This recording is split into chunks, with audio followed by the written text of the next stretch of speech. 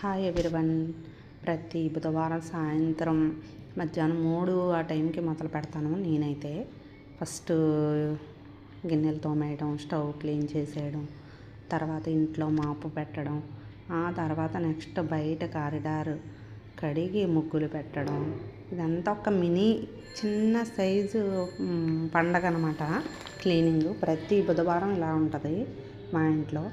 ఎందుకంటే non veg తింటాం కదా మంగళవారం బుధవారం, అందుకని బుధవారం సాయంత్రం చేసేసుకుంటే లక్షవారం శుక్రవారం శనివారం ఇంకా నీట్గా ఉంటాయి కదా 3 రోజులు పూజ చేసుకోవడానికి అని చెప్పి నేను ఇప్పుడు కాదు చాలా సంవత్సరాల నుంచి బుధవారమే క్లీనింగ్ పెట్టుకుంటాను ఎప్పుడు కూడా. ఇంకా మార్నింగ్ నుంచి వర్క్ లాగే ఉంటుంది.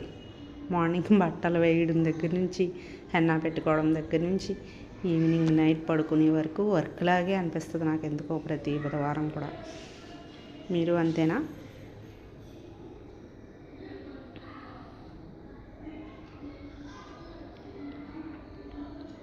ఇంకో ఇలా బ్లాక్వి ఉంటాయి టైల్స్, అక్కడ ముగ్గులు పెడితే బాగా కనిపిస్తాయని చెప్పి నేను వాటి మీద ముగ్గులు పెడతాను అనమాట.